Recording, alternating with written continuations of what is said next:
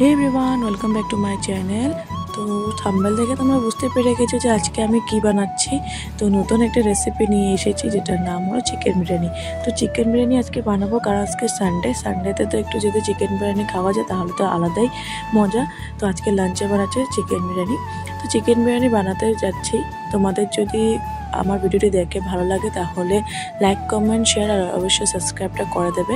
আর যদি তোমাদের আমার ভিডিও দেখে যদি কিছু লাগে যে এখানে টিপস দেওয়া দরকার তাহলে প্লিজ তোমরা কিন্তু কমেন্টে আমাকে একটু হলেও টিপস দিয়ে যাবে, যাতে নেক্সট যখন আমি আবার চিকেন বিরিয়ানি বানাবো তখন ওই টিপসগুলো আমার কামে দেয়। আর যদি আমার ভিডিওতে বা রেসিপিতে যদি কোনো ভুল হয়ে থাকে তাহলে কিন্তু আগের থেকেই ক্ষমা চেয়ে নিচ্ছি। তো চলো ভিডিওটি স্টার্ট করি। তো প্রথমে আমি চালগুলো সুন্দর করে ধুয়ে নিয়েছি, তারপরে জল ঝরিয়ে রেখে দিয়েছি আর একটা পাত্রে। আর এদিকে গরম জল বসিয়ে দিয়েছি হাঁড়িতে। তাতে লবঙ্গ, দারচিনি, এলাচ আর তেজপাতা আর অল্প করে সাদা তেল দিয়ে দিয়েছি। জলটা গরম হতে দিয়ে দিয়েছি সাইডে। আর তারপরে আরেকটা পাত্রে আমি তেল গরম বসিয়ে দিয়েছি, তাতে 1 চামচ চিনি দিয়ে দিয়েছি। তারপরে সেম আমি দারচিনি, লবঙ্গ, তেজপাতা, এলাচ সব দিয়ে দিয়েছি।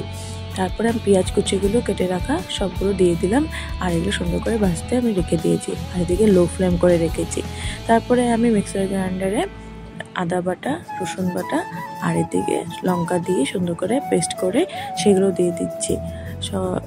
তিনটা জিনিসে আমি ইউজ করছি পেস্টের জন্য। তো সুন্দর করে আমি এখন দিয়ে দেবো আর সুন্দর করে একটু ভাজা করে নেব।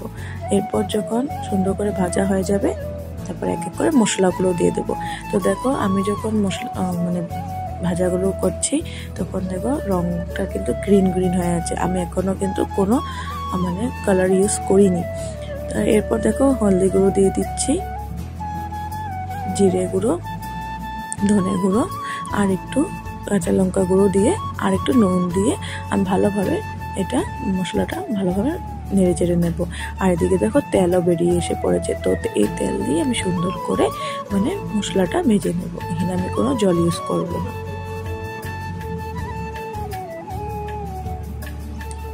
এরপর সুন্দর করে দেখো কালারটা এসে পড়েছে।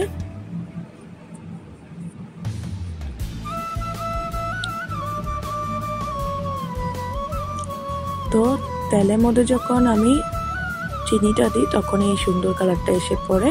তাই আমি সবসময় তেলের মধ্যে একটু চিনি দিয়ে তারপরে সব জিনিসগুলো দিয়ে মাখা করে ভাজতে শুরু করি। এরপর যাতে কড়াইতে না লেগে যায় তার জন্য একটু জল দিয়ে আমি আবারও ভালোভাবে নেড়ে চেড়ে নিচ্ছি। আর যত মশলাটা ভাজা হবে ততই টেস্টি হবে মাংসটা।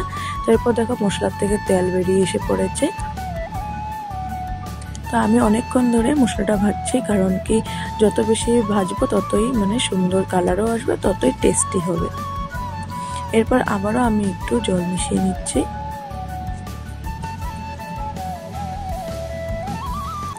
জল মেশানোর পর আবারও যখন তেলগুলো একটু বেরিয়ে এসে পড়ছে তখন তাতে আমি একটু কাশ্মীরি লঙ্কা গুঁড়োটা মিলিয়ে নিচ্ছি যাতে আরেকটু সুন্দর কালার হয়ে যায়।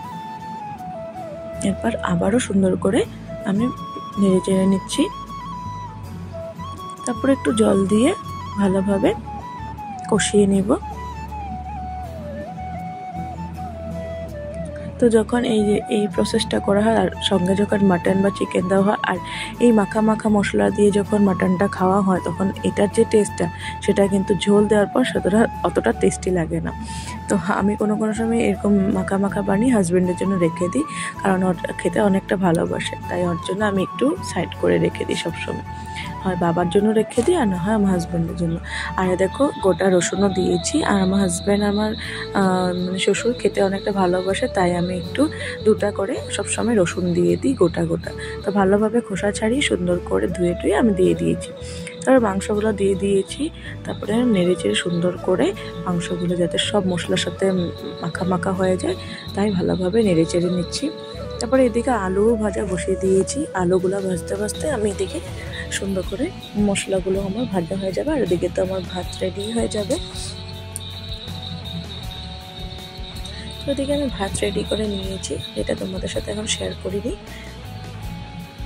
এরপর দেখো মাংসগুলো সুন্দর করে জল বেরিয়ে এসে পড়েছে আর আমি কিন্তু এখনও জল ইউজ করিনি। তো সুন্দর করে মাখা হয়ে গেছে। তারপরে ভাজা আলুগুলো দিয়ে দিচ্ছি।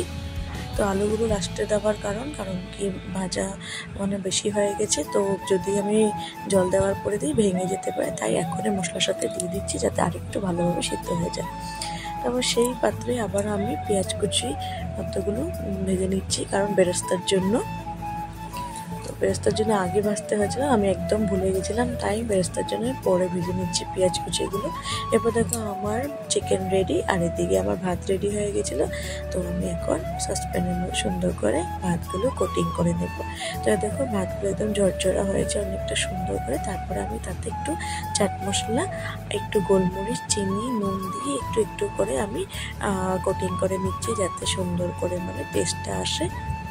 এরপর চিকেনগুলো দিয়ে দিচ্ছি সুন্দর করে। তো এই প্রসেসটা কিন্তু আমার অনেক প্রবলেম হয়, তাই তোমাদের যদি কোনো টিপস থাকে প্লিজ আমাকে জানিয়ে দেবে। এরপর দেখো আমি দমে বসিয়ে দিয়েছি। তো সুন্দর করে দেখো, আর এদিকে মা স্যালাড কেটে রেখেছে আর বেগুন ভাজা বানিয়েছিল, সেগুলো তোমাদের সাথে শেয়ার করে দিলাম। কারণ আজকে সানডে বলে কথা, সানডেতে তো মানে স্পেশাল হতেই হবে না। এরপর দেখো আমার বিরিয়ানি রেডি। তো দেখে বলো তোমরা কেমন হয়েছে। আর যদি ভিডিওটি ভালো লাগে অবশ্যই কিন্তু লাইক, কমেন্ট, শেয়ার, সাবস্ক্রাইবটা করে দেবে।